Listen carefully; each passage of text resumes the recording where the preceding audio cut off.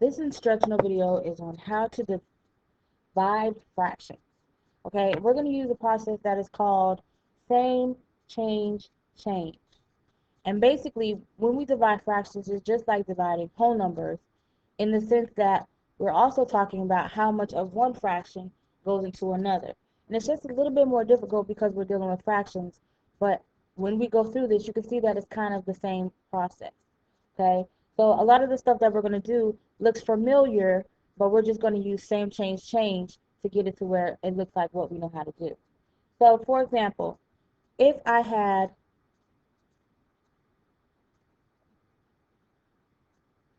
1/2 and I wanted to divide that by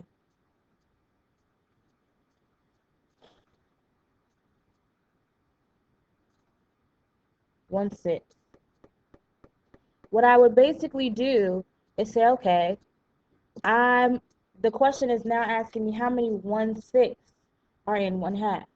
So this is what I'm going to do. I'm going to keep the same, and this is where our same, change, change come in. I'm going to keep the same fraction for my first fraction, so I'm going to rewrite 1/2. I'm going to change my division into multiplication. That's my first change. And then I'm going to write the reciprocal of my second fraction, which is my second change. And a reciprocal is basically just flipping the fraction upside down. So whatever your denominator was now becomes the numerator, and whatever your numerator was now becomes the denominator. So my second change is I'm going to flip the second fraction to the reciprocal, which would be 6/1. Just like multiplying fractions, I'm going to see if I can cross cancel because this will help eliminate having to simplify in the end. If I still have to simplify in the end, that means I didn't cross cancel big enough. But this is just you can go ahead, you can always multiply and wait till the end to simplify, but this is just an easier way so you know in the end that your answer is simplified.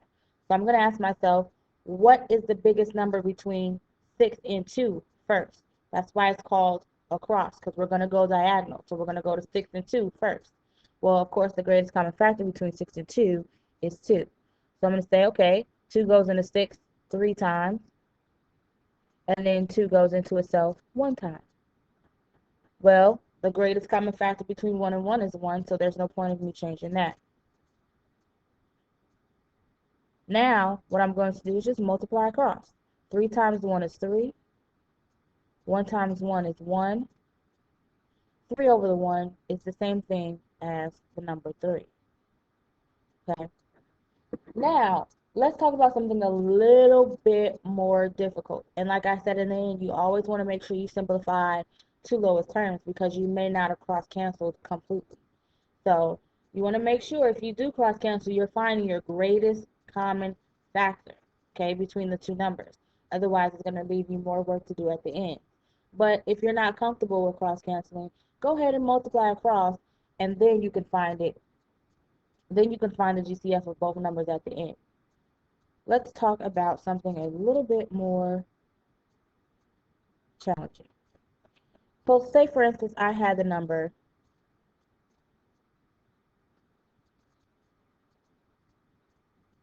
7/12, and I wanted to divide that by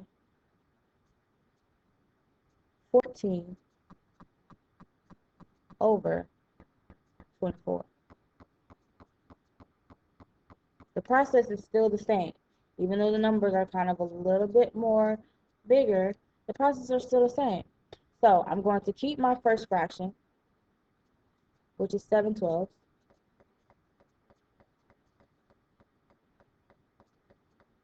and then I'm going to change my division sign to multiplication, and then I'm going to write the reciprocal of 14 over 24. And we know now the reciprocal is just flipping the fraction the other way. So what was once my denominator, which was 24, now becomes my numerator. And what once was my numerator, which is 14, now becomes my denominator. Okay. So here, again, I'm going to cross cancel, and I'm going to say what is the greatest common factor. Remember, factors are different than multiples, and if you forget what a greatest common factor and a multiple is, that's why we have that fractions chart, because both of those things are up there. So I'm going to say, what is the greatest common factor between 12 and 24?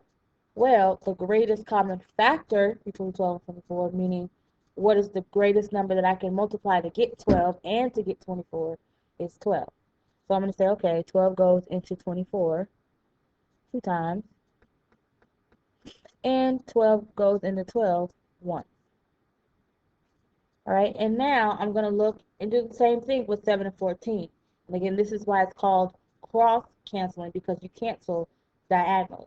Okay, so I'm going to say, what is the greatest common factor between 7 and 14? Again, those factors are numbers that you multiply to get something else.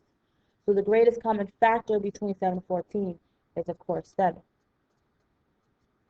So 7 goes into itself one time. 7 goes into 14, excuse me, two times. And now I'm just going to multiply across. So this is a 1 times 2, that becomes a 2.